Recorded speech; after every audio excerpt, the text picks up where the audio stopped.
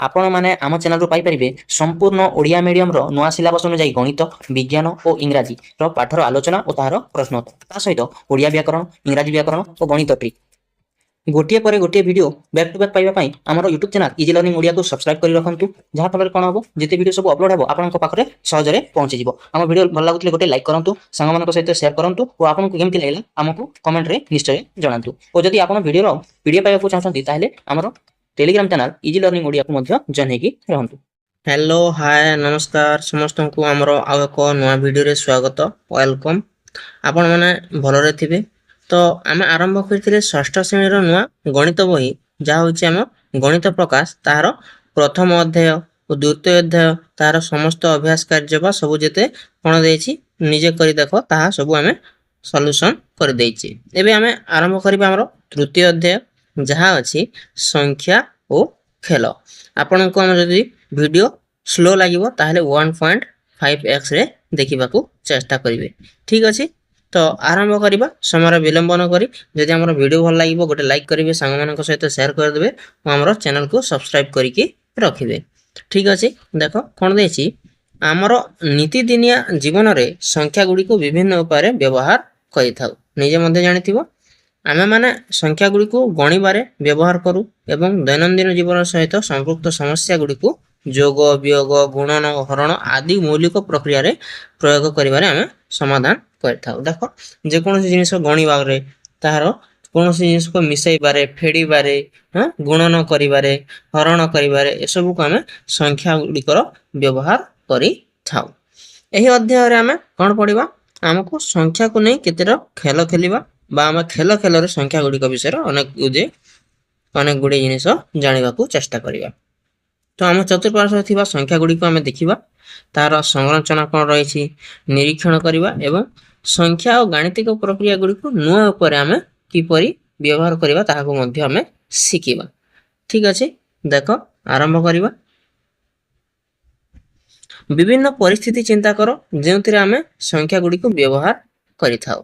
तमे देखो तमे जदि किसी गणिबा को दियाइछि तमर केतेटी पेन अछि ता गणिबा को दियाइछि जीवो बेले ताहले तमे सेतिरे संख्या रे व्यवहार करिवो केते खंड बही अछि तमर घर रे ता माने ए पटरो से पटो केते मीटर केते सेंटीमीटर अछि ताहा को जदि गणिबा को चेष्टा करिवो तमर बही रे केतेटी पेज अछि ता गणिबा को जदि चेष्टा करिवो ताहले गुडी करे कोन तमे संख्या रे व्यवहार करिथाओ।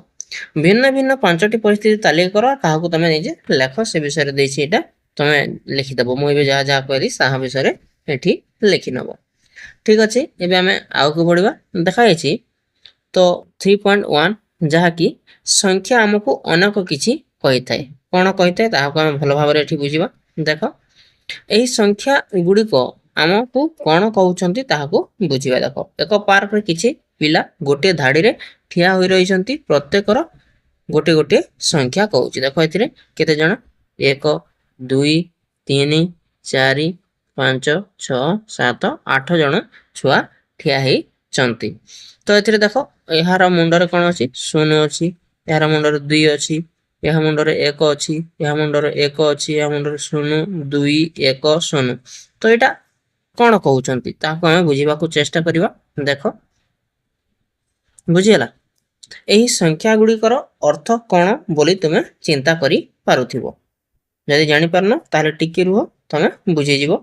वर्तमान पिला माने सेमानक मध्यरे पुनः सजै हेले एवं सेमानकर सज्जीकरण अनुसार प्रत्येक पुणी गोटे संख्या कहले तो एटा तो एमती अछि ताहाकु जदि हम सजै हेले एमती हवरे से गुडी को ठिया हेले तो देखो 0 2 1 थिला किंतु 1 0 2 0 एमती तापरे सज्जीकरण भाबरे एमती ठिया हेछंती। एबे तापरे एटा कोन कहउछंती एबे हम हाकु बुझिबा को चेष्टा करिबा से संख्या गुडी को कोन सूचाउठी तुम जदि जानि परले बेले कह। देखो कोन परिवर्तन हेछि 0 2 1 1 0 2 1 0 एमती किसी हेछि तो एपटे देखो 1 0 2 0 1 2 1 0 एतिर किसी जणा पडुछि कि ना जदि जणा पडोनी तापर आगु गुटी देखो सेमानकर उच्चता कोनोसी भूमिका ग्रहण करूछि कि तांकर उच्चता अनुसार अछि कि छोट रु बड़ किबा बड़ रु छोट अछि कि देखो जदि अछि ताहले ठीक है। देखो तापर कोन कहउछि जदि गोटे पिलार उभय पार्श्व रे डेंगा पिला अछंती ତେବେ ପିଲାଟି -2 ବୋଲି କୁହାଯିବ। କ'ଣ ଯଦି ଉଭୟ ପାର୍ଶ୍ୱରେ ତାହାର ବାମ ପାର୍ଶ୍ୱରେ ବି ଯଦି ଡେଙ୍ଗା ଅଛନ୍ତି ଓ ଡାହାଣ ପାର୍ଶ୍ୱରେ ବି ଯଦି ଡେଙ୍ଗା ଅଛନ୍ତି ତାହାର କ'ଣ 2 ବୋଲିକି ଧରାଯିବ, -2 ବୋଲିକି ତାହାର ମୂଲ୍ୟ ରହିବ। ଦେଖ ଏଠି ଦେଖ ପିକ୍ଚର ଦେଖିପାରୁଥିବ, ଟିକେ ବଡ଼ କରୁଛି ପେନ୍କୁ। ଦେଖ ଏଥିରେ ଏ ଝିଅର ତାହାର ବାମରେ କ'ଣ ଅଛନ୍ତି, ଡେଙ୍ଗା ଅଛନ୍ତି ଆଉ ଡାହାଣ ମଧ୍ୟ ଡେଙ୍ଗା ଅଛନ୍ତି, ସେଥିପାଇଁ ଏହାର ମୂଲ୍ୟ କ'ଣ ହେଲା 2 ହେଲା। ତ ଏହାର ନିୟମ ଏମିତି କହୁଛି, ତାହାର ଯଦି ଉଭୟ ପାର୍ଶ୍ୱରେ କ'ଣ ଥିବ ଡେଙ୍ଗା ଠିଆ ହେଇଥିବେ ତାହେଲେ ତାହାକୁ ଆମେ କ'ଣ କହିବା, ତାହାର ମୂଲ୍ୟ 2 ହବ। ଠିକ ଅଛି। ଯଦି ଗୋଟିଏ ପିଲାର ଉଭୟ ପାର୍ଶ୍ୱରେ ତାଠାରୁ କମ୍ ଉଚ୍ଚତା ବିଶିଷ୍ଟ ପିଲା ଥିବେ ତେବେ ତାହାର କ'ଣ ହବ, ମୂଲ୍ୟ 0 ହବ। ତା ମାନେ 0 ଦେଖ ଏହାର 0 ହେଇଛି, ଏହାର ଉଭୟ ପାର୍ଶ୍ୱରେ ତାଠାରୁ ଛୋଟ ଛୋଟ ପିଲା ଅଛନ୍ତି, ଏଠାରୁ ବି ଛୋଟ ଏଠାରୁ ବି ଛୋଟ। ଦେଖ ସେଥିପାଇଁ ତାହାର ମୂଲ୍ୟ 0 ହେଲା।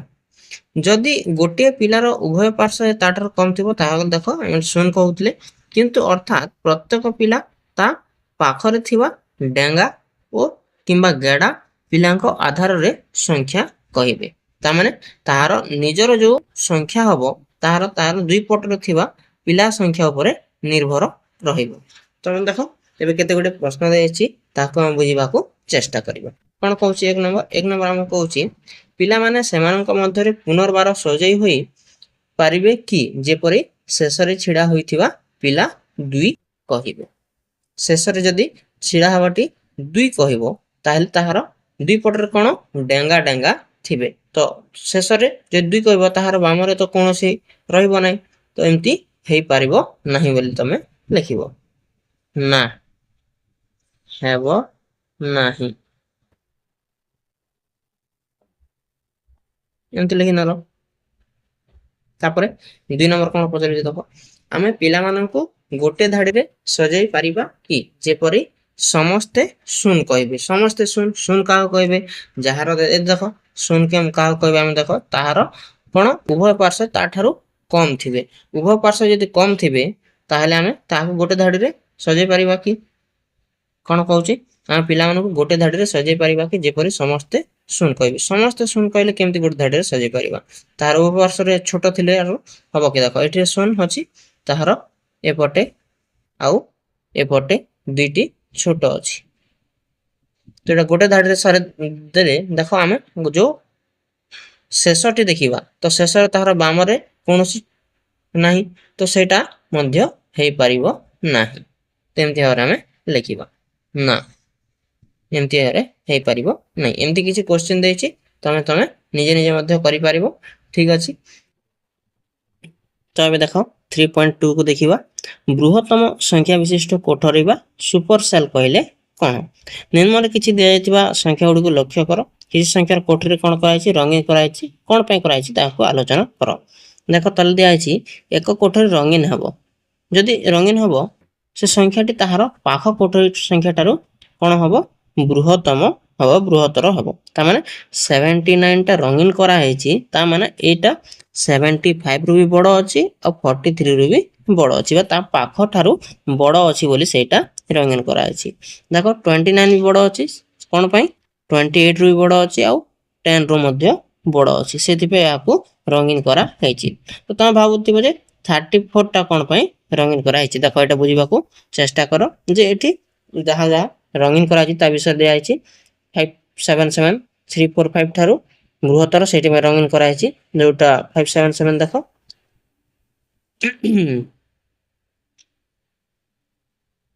ଦେଖ 626 ଠାରୁ ଏଟା ଛୋଟ, 345 ରୁ ବି ଛୋଟ, ସେଥିପାଇଁ ଏ ଦୁଇଟାକୁ ଦୁଇ ପଟରେ ଅଛି ବୋଲି ଏହାକୁ ଆମେ ରଙ୍ଗୀନ କରିଛୁ। ତାପରେ ଦେଖ କ'ଣ କହିଛି, ସଂଖ୍ୟା 626 କୋଠରୀ ରଙ୍ଗୀନ ହୋଇଛି। ଏଇଟା ଦେଖ 626 ରଙ୍ଗୀନ ହେଇଛି, କ'ଣ ପାଇଁ କି? ଯେହେତୁ 577 ଆଉ 345 ଠାରୁ ଏଟା ବୃହତ୍ତମ, ତାମାନେ ତାହାର ବାମ ଆଉ ଡାହାଣ ସଂଖ୍ୟା ଠାରୁ ବଡ଼ ଥିବା ଯୋଗୁଁ 626 କୁ କ'ଣ କରାଯାଇଛି, ରଙ୍ଗୀନ କରାହେଇଛି। ତାପରେ 790 ମଧ୍ୟ ସେମିତି ଏଠାରୁ ଆଉ ଏହାଠାରୁ 345 ଆଉ 694 ଠାରୁ ବଡ଼ ଥିବାରୁ ଏହାକୁ ମଧ୍ୟ ରଙ୍ଗୀନ କରାହେଇଛି।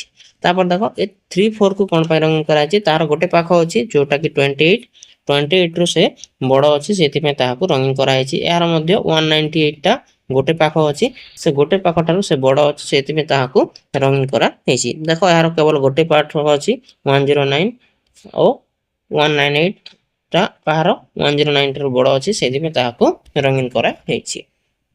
ତ ବୁଝିପାରିଲ ସୁପରସେଲ୍ କହିଲେ କ'ଣ? ଏବେ ଆସ ବୁଝିବା ବା ଏଟା ଗୋଟେ ଅଭ୍ୟାସ କାର୍ଯ୍ୟ ଆମର ପେଜ ନମ୍ବର 57 ରେ ଅଛି, ତାହାକୁ ଆମେ ଆଜି ସଲ୍ଭ କରିବା। ଠିକ୍ ଅଛି। 1 ନମ୍ବର କ'ଣ କହୁଛି ଦେଖ, 1 ନମ୍ବର କହୁଛି ନିମ୍ନ ସାରଣୀର ସୁପରସେଲ୍ ଗୁଡ଼ିକୁ ଚିହ୍ନାଅ। ଦେଖ ଏଠି ବକ୍ସ ଦିଆଯାଇଛି। ତ ସୁପରସେଲ୍ କହିଲେ କ'ଣ, ତାହାର ବାମ ପାର୍ଶ୍ୱ ଓ ଦକ୍ଷିଣ ପାର୍ଶ୍ୱରେ ଥିବା ସଂଖ୍ୟା ତାଠାରୁ ଯଦି ବଡ଼ ଥିବ ତାହେଲେ ତାହାକୁ ଆମେ କ'ଣ କହିବା, ସୁପରସେଲ୍ କହିବା। ତ ଏଥିରେ କୋଉ ସଂଖ୍ୟାଟି ବାମ ଓ ଦକ୍ଷିଣ ପାର୍ଶ୍ୱର ବଡ଼ ଅଛି ତାହା ଦେଖିବା। ଦେଖ ପ୍ରଥମ ସଂଖ୍ୟାରୁ ଆରମ୍ଭ କରିବା। ତ ପ୍ରଥମ ସଂଖ୍ୟା ଏ ଦ୍ୱିତୀୟ ସଂଖ୍ୟାଠାରୁ ବଡ଼ ଅଛି ନା ଛୋଟ ଅଛି? ଦେଖ ବଡ଼ ଅଛି, ସେଥିପାଇଁ ଏ ପ୍ରଥମଟା ହିଁ ସୁପରସେଲ୍ ହେଇଯିବ। ପ୍ରଥମଟାକୁ ତମେ କ'ଣ କରିଦେବ, ଏମିତି ରଙ୍ଗୀନ କରିଦେବ। ବୁଝି ହେଇଗଲା। ତାପରେ ଦ୍ୱିତୀୟ ସଂଖ୍ୟାକୁ ତ ହେଇପାରିବ ନାହିଁ, କାହିଁକିନା ପ୍ରଥମ ସଂଖ୍ୟା ହିଁ ବଡ଼ ଅଛି, ତାମାନେ ଏଟା ଛୋଟ ଅଛି। ତାପରେ ତୃତୀୟ ସଂଖ୍ୟାକୁ ଦେଖିବା। ତୃତୀୟ ସଂଖ୍ୟାଟା ତାହାର ବାମ 670 ଆଉ 3780 ଠାରୁ କ'ଣ ଅଛି 9435 ଟା ବଡ଼ ଅଛି, ସେଥିପାଇଁ ଏଇଟା ବି ଗୋଟେ ସୁପରସେଲ୍ ହବ। ଏଇଟାକୁ ମଧ୍ୟ ଆମେ ରଙ୍ଗୀନ କରିଦେବା ଏମିତି। ହେଇଗଲା। ଦେଖି ହେଉଛି ତ, ଚିହ୍ନି ହେଉଛି ତ।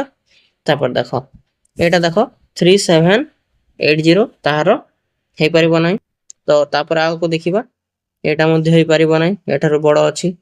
7308 ଟା 8000 ରୁ ଛୋଟ ଅଛି। ଦେଖ ଆମେ 8000 ବା 8000 କୁ କ'ଣ କରିବା, ରଙ୍ଗୀନ କରିବା। ଏଇଟା ଗୋଟେ ସୁପରସେଲ୍ ଅଟେ। କେମିତି? 8000 ଟା ଏଇ ପାଖରୁ ଏହା ପାଖରୁ ବଡ଼ ଅଛି, ସେଇଥିପାଇଁ ଏହାକୁ ମଧ୍ୟ ଆମେ ସୁପରସେଲ୍ ବୋଲି କହିବା। ବୁଝିହେଲା। ତାପରେ 52 ମଧ୍ୟ ରଙ୍ଗୀନ ହେଇପାରିବ ନାହିଁ।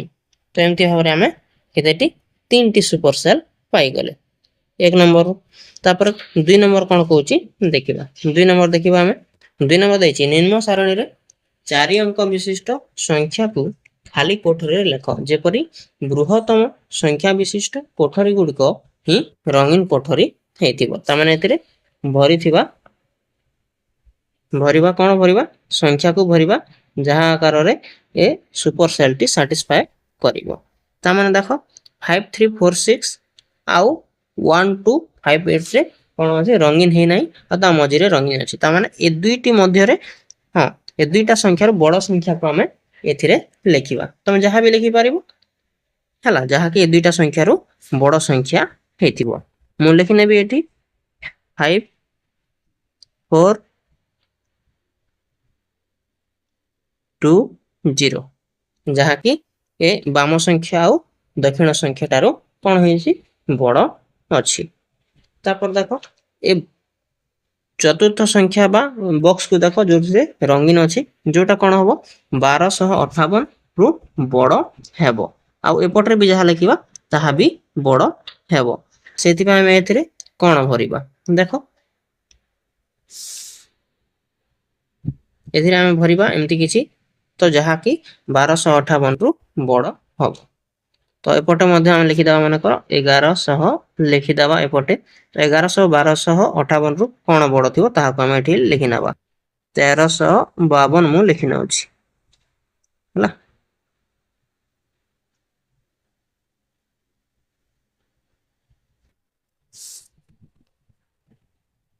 କ'ଣ ଲେଖିନେବି, 1352 ଏଠି ଲେଖିନେବି। ଏ ଦୁଇଟା ସଂଖ୍ୟା ଠାରୁ ବଡ଼ ଅଛି। ତାପରେ ଦେଖ ଏଥିରେ ତାମାନେ କ'ଣ ହବ, ସୁପରସେଲ୍ ହବ ନାହିଁ, ସେଥିପାଇଁ ଏଇଟା କ'ଣ କରିବା, ଆମେ ବଡ଼ କରିବା। ତ ସେଥିପାଇଁ ଏଟାକୁ ମୁଁ 1103 କରିଦେଲି। ତ 1103 କରିଦେଲେ ଆମର ଯାହା ଅଛି ତାହା ସାଟିସ୍ଫାଏ ହେଇଗଲା। ତାପରେ ଏଥିରେ ମଧ୍ୟ ଏହାଠାରୁ ଆହୁରି କ'ଣ ନେବା, ବଡ଼ ନେବା। ଯେମିତିକି ନେଇଗଲି ମୁଁ 7000 ନେଇଗଲି। 7000 ନେଇଗଲେ ଏଥିରେ କୌଣସି ସୁପରସେଲ୍ ଦେଖାଯାଉ ନାହିଁ। ଆଉ ଶେଷରେ କ'ଣ କରିବା, 9635 ରୁ ଯଦି ଆମେ ବଡ଼ ସଂଖ୍ୟା ନେଇଯିବା ସେଇଟା ଗୋଟେ କ'ଣ ହେଇଯିବ, ସୁପରସେଲ୍ ହେଇଯିବ। ତ 93 ହବ କି 96 ହବ, 9635 ଏଇଠି ମୁଁ ଦେଇଦେଉଛି, ତମେ ଯାହା ବି ନେଇପାରିବ। ଠିକ ଅଛି, ତ ଏମିତି ଭାବରେ ଆମର 2 ନମ୍ବର କରିଦେଲେ। ଏବେ ଆମେ 3 ନମ୍ବର ଦେଖିବା। ନିମ୍ନ ସାରଣୀ ପୂରଣ କର ଯେପରିକି ଆମେ ଯଥା ସମ୍ଭବ ଅଧିକ ସୁପରସେଲ ପାଇବା। ସେଗୁଡ଼ିକ 100 ରୁ 1000 ମଧ୍ୟରେ ରହିବ ଓ ସଂଖ୍ୟା ପୁନରାବୃତ୍ତି ହେବ ନାହିଁ। ଏବେ 2 ଥର ତାହାକୁ ବ୍ୟବହାର କରିବା ନାହିଁ ଓ ତାହାକୁ ଆମେ କଣ କରିବା, ଅଧିକରୁ ଅଧିକ ସୁପରସେଲ ପାଇବା। ଦେଖ ଆମେ ଟ୍ରାଏ କରିବା। ତ ପ୍ରଥମରେ କଣ ଲେଖିବି, ମୁଁ ଦେଖୁଥାଉ ମୁଁ କଣ କଣ ଲେଖୁଛି। ଠିକ ଅଛି, 999 କରିଦେଲି। ଦ୍ୱିତୀୟରେ କଣ କରିବି, ମୁଁ 101 କରିଦେଲି। ତ ଆମର ସୁପରସେଲ ଗୋଟେ 999, ଏଟା ଗୋଟେ ସୁପରସେଲ ଆମକୁ ମିଳିଗଲା। ତାପରେ କଣ କରିବା, ଆମେ ତୃତୀୟରେ ଲେଖିବି, ମୁଁ 555 ଲେଖିବି। 555 ଏଇଟା ହେଲା। ତାପରେ କଣ କରିବି, ଏହାଠାରୁ ମୁଁ ଛୋଟ କରିଦେବି ଚତୁର୍ଥ ସଂଖ୍ୟାଟି 444 କରିଦେଲି। ତାମାନେ ଏଇଟା ବି ଗୋଟେ ଆମର ସୁପରସେଲ ମିଳିଗଲା। ତ ବୁଝିଗଲା। ତାପରେ ଆମେ ଆଉ ଥରେ ମୁଁ ଏହାକୁ ବଢେଇ ଦେବି 666। ତାପରେ ଏଠାରୁ ଆଉ ଛୋଟ କରିଦେବି ମୁଁ, ଯେମିତି କି ଆଉ ଗୋଟେ ସୁପରସେଲ ମିଳିଯିବ 332। ତ ଏଥିରେ ଆମର ସୁପରସେଲ ଏଇଟା ଗୋଟେ ମିଳିଗଲା। ତାପରେ ଏହାପରେ ଆଉ କଣ ଲେଖିବି, ଏହାଠାରୁ ବଡ଼ ସଂଖ୍ୟା ଲେଖିବି, ଯେମିତି କି ଆମେ ସୁପରସେଲ ପାଇପାରିବା 498। ତାପରେ ଏହାପରେ କଣ ଲେଖିବି, ଏଠାରୁ ଛୋଟ ସଂଖ୍ୟା ଲେଖିବି 397। ଏଇଟା ଗୋଟେ ଆମର ଆଉ ଗୋଟେ ସୁପରସେଲ ମିଳିଗଲା। ତାପରେ ଶେଷରେ ଆଉ ଗୋଟେ ବଡ଼ ସଂଖ୍ୟା ଲେଖିଦେବି, ଯୋଉଥିରେ ଆମର ସୁପରସେଲ ପାଇପାରିବା 508। ଏଇଟା ବି ଗୋଟେ ସୁପରସେଲ ପାଇଗଲେ। ତ 1 2 3 4 5 ଏମିତି ଭାବରେ ଆମେ 5ଟି ସୁପରସେଲ ପାଇପାରିବା। ସବୁ ଏହାଠାରୁ ଅଧିକ ପାଇ ହେବ ନାହିଁ। ଠିକ ଅଛି, ଏଇଟା ଆମର 100 ରୁ 1000 ଭିତରେ ଆମେ ତାହାକୁ ଲେଖିନେଲେ। ଏବେ ଆମେ 4 ନମ୍ବର କରିବା। ଦେଖ 4 ନମ୍ବର କହୁଛି 9 ଗୋଟି ସଂଖ୍ୟା ମଧ୍ୟରୁ ଉପର ସାରଣୀରେ କେତୋଟି ସୁପରସେଲ ଅଛି। ତ ଏବେ ଆମେ ଦେଖିଲେ କେତୋଟି, 5ଟି ସୁପରସେଲ ଅଛି। ତାପରେ ଦେଖିବେ 5 ନମ୍ବର ଦେଖିବା। 5 ନମ୍ବର ଆମକୁ କହୁଛି ବିଭିନ୍ନ ସଂଖ୍ୟକ କୋଠରୀ ପାଇଁ କେତୋଟି ସଂଖ୍ୟକ ସୁପରସେଲ ସମ୍ଭବ ନିର୍ଣ୍ଣୟ କର। ତାମାନେ କେତୋଟି ସୁପରସେଲ ହେଇପାରିବ ବିଭିନ୍ନ ସଂଖ୍ୟକ କୋଠରୀ ପାଇଁ, ସେଟା ଆମକୁ ବତେଇବାକୁ କହୁଛି ଏଠି। ଦେଖ ତାପରେ ଆମକୁ ଆଗରୁ ପଚାରାଇଛି, ତମେ କୌଣସି ସଂରଚନା ଲକ୍ଷ୍ୟ କରୁଛ କି? ଏକ ଦତ୍ତ ସାରଣୀ ପୂରଣ କରିବାକୁ କଣ ଉପାୟ ଅଛି, ଯେମିତି କି ଆମେ ସର୍ବାଧିକ ସୁପରସେଲ ପାଇବା?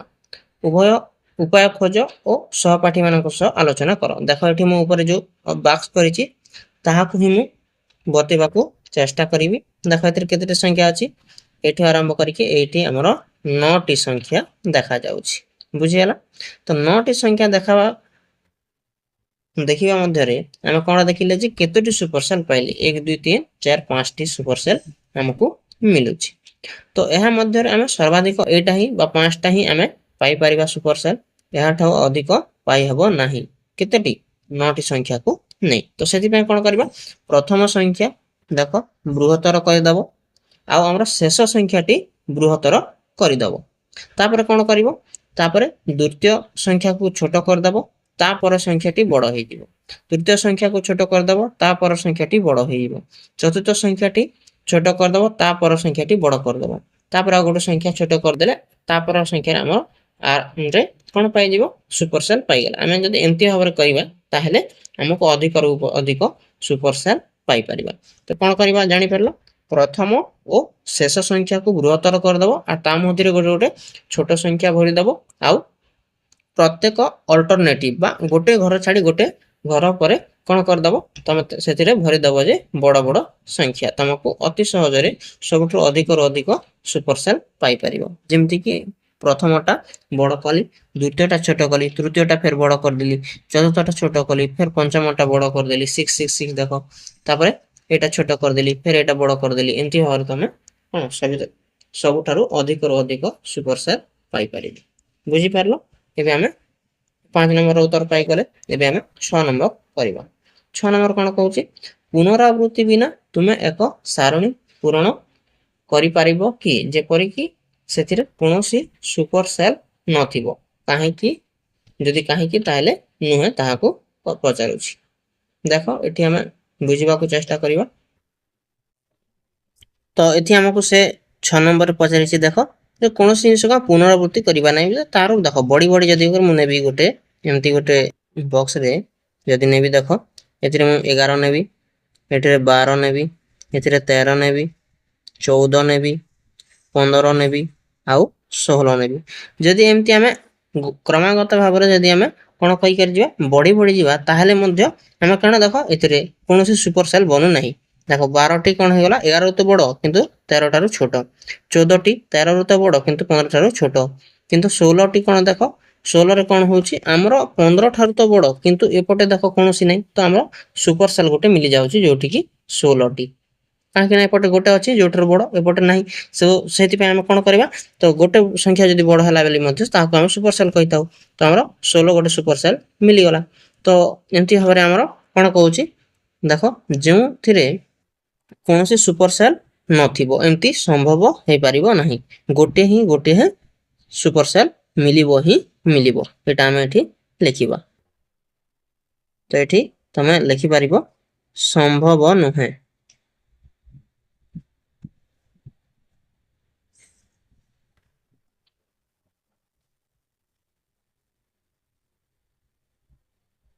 ଅତି କମରେ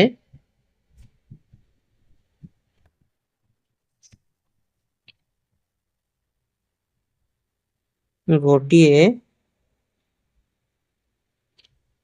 ସୁପର ସେଲ୍ ପ୍ରାପ୍ତ ହେବ। ବୁଝିପାରିଲ? ଟିକେ ଦେଖିନିଅ ଭଲ ଭାବରେ କ'ଣ ଲେଖିବ। ସମ୍ଭବ ନୁହେଁ ଅତି କମରେ ଗୋଟେ ବି ତାମାନେ ସୁପର ସେଲ୍ ପ୍ରାପ୍ତ ହେବ ବା ଆମକୁ ମିଳିବ। ଏମିତି ତମେ 6 ନମ୍ବରର ଉତ୍ତର ଲେଖିବ। ଉପର ବକ୍ସଟି ତମେ କରିଦେଇ ପାରିବ। ଠିକ ଅଛି, ଏହାକୁ ଲିଭେଇ ଦଉଛି ମୁଁ। ଏବେ ଆମେ 7 ନମ୍ବର କ'ଣ କହୁଛି ଦେଖିବ।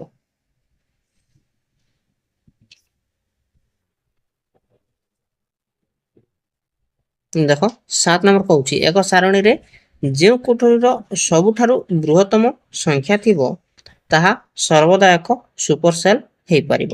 କାହିଁକି ଓ କାହିଁକି ନୁହେଁ? ହଁ, ଯୋଉ କୋଠରୀ ଦେଖ ସବୁଠାରୁ ଅଧିକ ବା ବଡ଼ ସଂଖ୍ୟା ଥିବ, ମନେକର 45, 46, 48, ତାହା ହିଁ ଆମର ସୁପର ସେଲ୍ ହେବ। এটা ଆମର ସରଳ ଥିଲା। ଠିକ ଅଛି, ତାପରେ ଦେଖ କାହିଁକି ନା ସେ ସବୁଠାରୁ ବୃହତ୍ତମ ଲେଖିଦେବ। ବୃହତ୍ତମ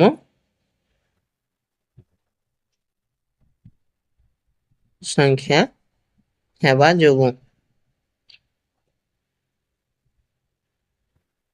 ଏମିତି ଲେଖିନେବ। ଠିକ ଅଛି, ତେବେ ଆମେ 8 ନମ୍ବର ଦେଖିବା। 8 ନମ୍ବର କ'ଣ କହୁଛି ବୁଝିବା। ଠିକ ଅଛି, 8 ନମ୍ବରରେ ଆମକୁ ପଚାରୁଛି ଏକ ସାରଣୀ ପୂରଣ କର ଯେପରିକି ଦ୍ୱିତୀୟ ବୃହତ୍ତମ ସଂଖ୍ୟା କୋଟରୀ ସୁପର ସେଲ୍ ହେବ ନାହିଁ। କ'ଣ ହେବ? ଦ୍ୱିତୀୟ ବୃହତ୍ତମ ସଂଖ୍ୟାକୁ ଆମେ କ'ଣ କରିବା ତାହାକୁ ସୁପର ସେଲ୍ କରିବା ନାହିଁ। ଏପରି ଗୋଟେ ଆମେ କ'ଣ କରିବା ଗୋଟେ ସାରଣୀ ତିଆରି କରିବା। ଠିକ ଅଛି, ଦେଖ ମୁଁ ଏଠି କରିଦେଉଛି।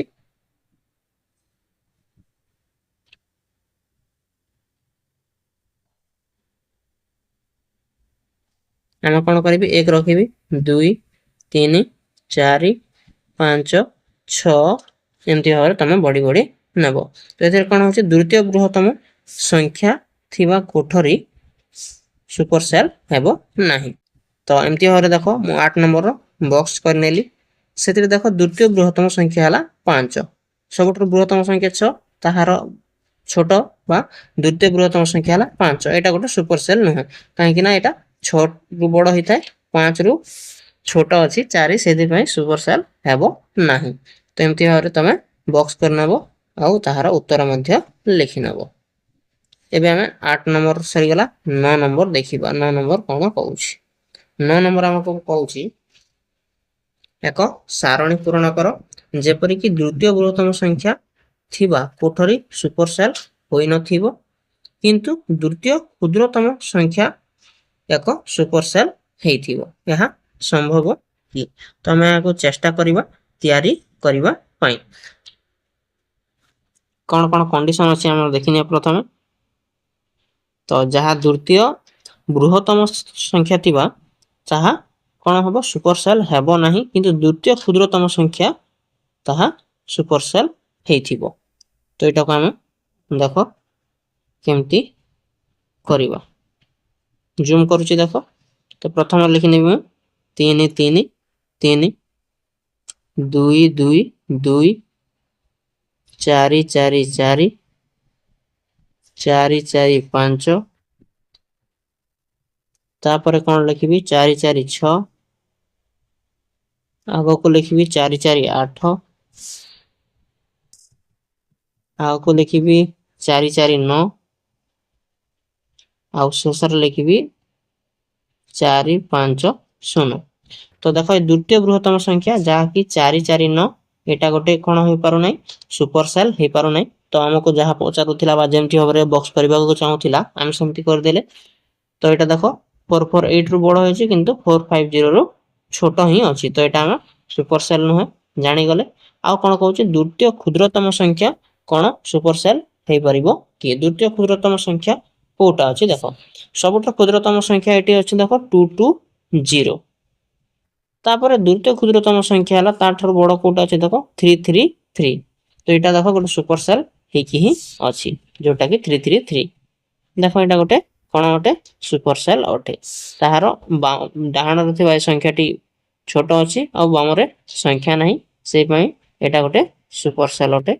तो एमति हर तमे सुपर सेल पाई परिबो बुझी परलो। देखो बॉक्स को ठीक भलो भाबरे देखो खाता रे निजे करो आ एमति भाबरे बॉक्स बनाओ लिबोची